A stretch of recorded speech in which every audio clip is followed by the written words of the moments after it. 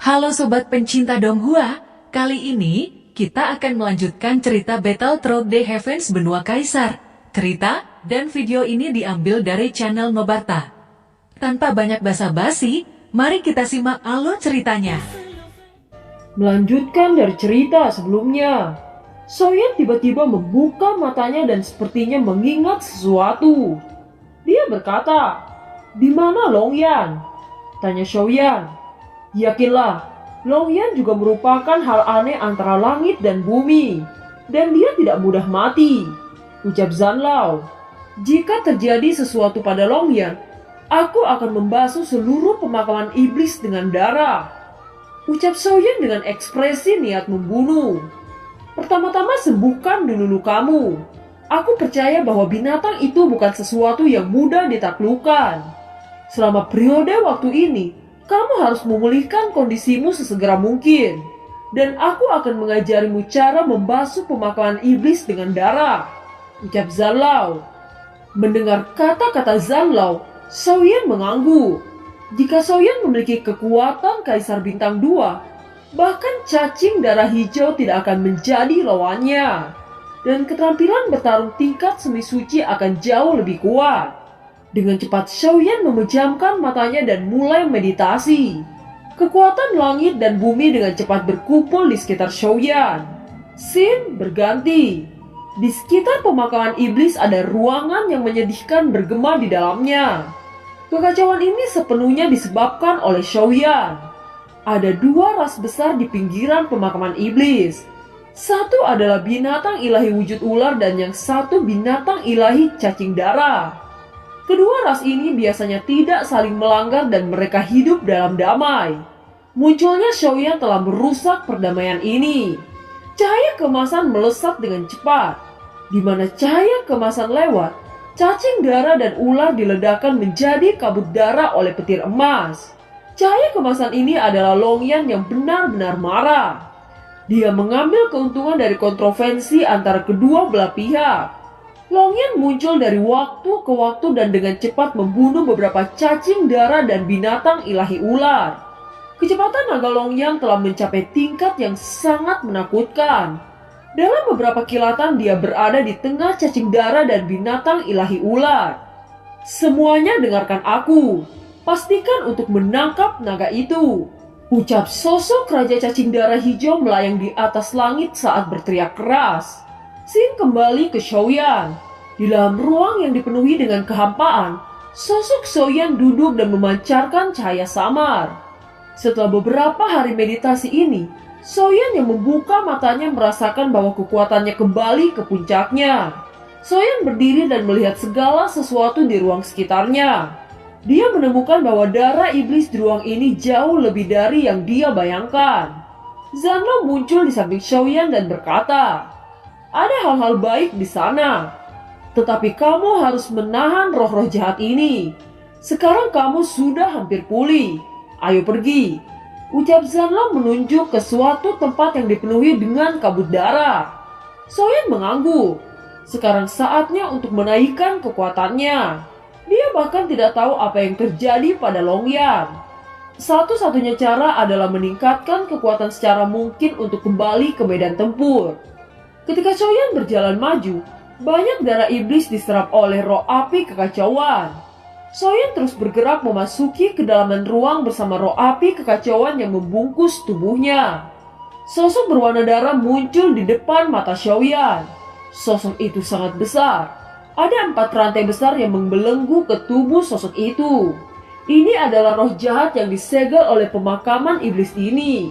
Meskipun roh jahat ini disegel, kekuatannya masih di Kaisar Bintang 2 dan tubuh pedagingannya sangat tirani. Adapun cacing darah dan binatang ilahi berbentuk ular, mereka hanya menjaga roh jahat ini, ucap Zanlao menjelaskan.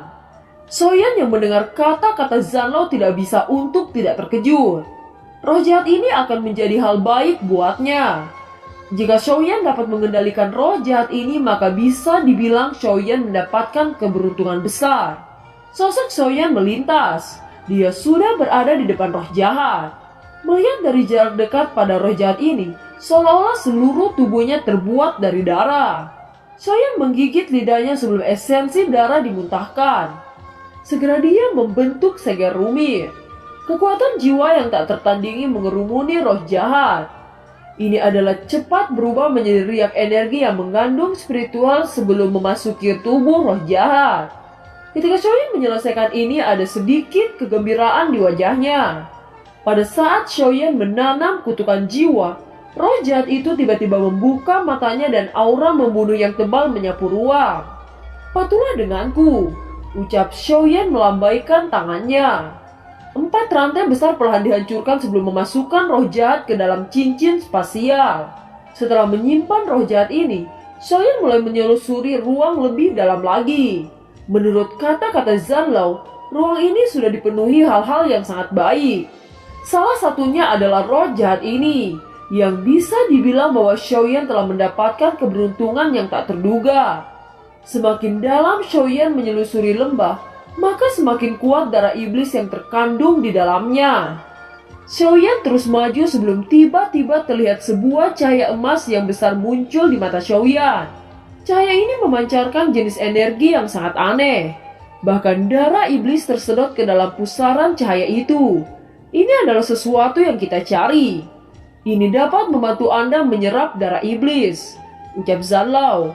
Kalau begitu, aku ingin melihat seberapa besar bahaya itu jika aku memasukinya, tanya Shoyan. Jangan khawatir, benda ini secara alami memiliki keunikannya. Rune ini disebut Mosa Lingmu, yang dapat menghilangkan faktor kekerasan dalam darah iblis. Anda dapat menerobos ke bintang 2 jika Anda menyerap darah iblis ini, ucap Zanlao tersenyum. Setelah kegembiraan liar melonjak di mata Shoyan saat mendengar kata-kata Zanlao, segera dia melesat ke arah Mosa Lingfu. Hahaha, anak kecil yang ceroboh. Iblis adalah keajaiban yang dihasilkan oleh mantra sihir. Meskipun tidak memiliki kekuatan jiwa, dia memiliki kekuatan yang cukup besar. Gunakan saja roh yang baru saja masuk dapat benda ini juga merupakan keajaiban. Shoyan tersenyum dan mengangguk. Selanjutnya dia mengeluarkan roh iblis dari dalam cincin spasialnya. Hal ini tidak buruk. Jika segel dilepaskan, kekuatannya akan sebanding dengan Kaisar Bintang 3, ucap Shoyan. Tetapi jika segel itu dilepaskan, kamu tidak akan bisa mengendalikannya.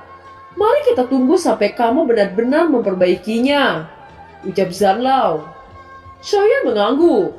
Segera jari-jarinya membentuk segel. Roh jahat itu tiba-tiba berubah menjadi bayangan dalam sekejap saat bergegas ke cahaya. Shoyan mengendalikan tindakan roh jahat saat tangan roh jahat perlahan-lahan membentang ke arah cahaya. Tiba-tiba terlihat sosok besar perlahan-lahan muncul di dalam cahaya keemasan. Shoyan mengendalikan roh jahat untuk berkelahi dengan iblis itu. Sosoknya melesat meninggalkan jejak darah saat membanting jin yang tampaknya jauh lebih tinggi darinya. Tindakan roh jahat itu sangat keren. Kekuatan hisab dari roh jahat itu menarik tubuh iblis sebelum dengan keras mematahkan kedua tangan sosok iblis dengan sangat menyedihkan. Roh jahat ini benar-benar hal yang baik. Aku khawatir kekuatan iblis ini tidak lebih rendah dari Kaisar Bintang 2. Namun bahkan mampu memotong satu tangan, ucap Shoyan dengan tertegun. Meskipun roh-roh jahat itu ganas, mereka harus ditentukan dengan cepat. Lagi pula mereka belum disempurnakan, dan Shoyan tidak bisa mempertahankannya terlalu lama. Roh ini tidak buruk, itu akan menjadi salah satu senjata trufmu di masa depan. Cari kesempatan untuk memperbaikinya, ucap Zanlao tersenyum. Serangan sengit yang membuat iblis kehilangan satu tangannya benar-benar tidak mampu melawan. Akhirnya dia dipukuli oleh roh-roh jahat dan pertempuran berakhir dengan cepat. Selanjutnya Shoyan menarik roh jahat itu. Tampaknya benda ini masih harus digunakan sesedikit mungkin sebelum disempurnakan. Anak kecil, sekarang sudah saatnya kamu menyerap darah iblis ini, ucap Zanlao melirik esensi darah iblis di depannya.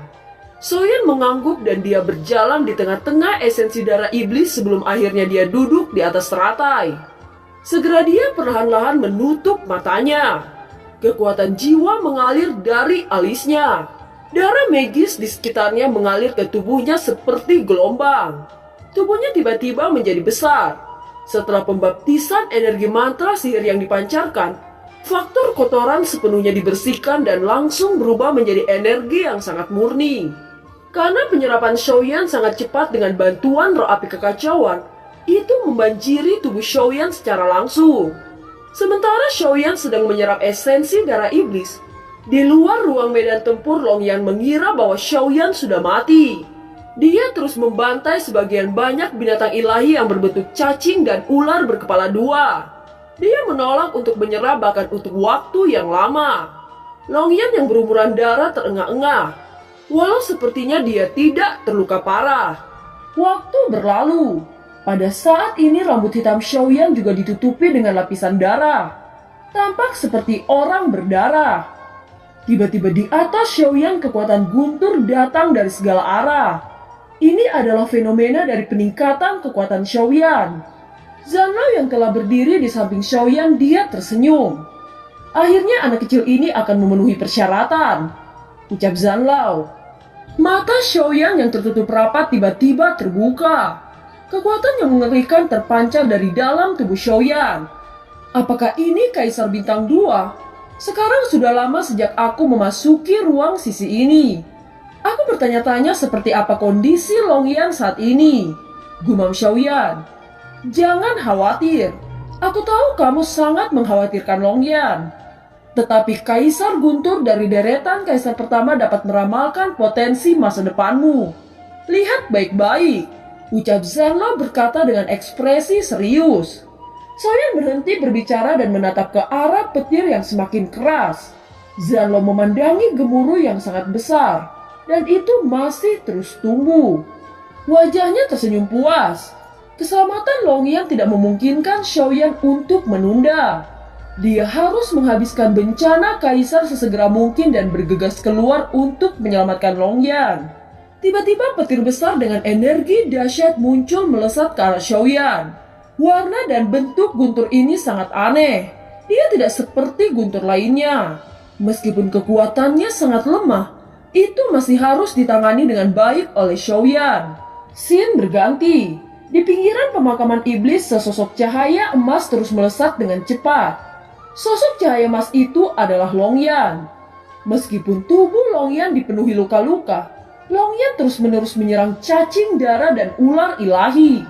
Cacing darah hijau melihat keganasan Longyan menjadi sangat marah.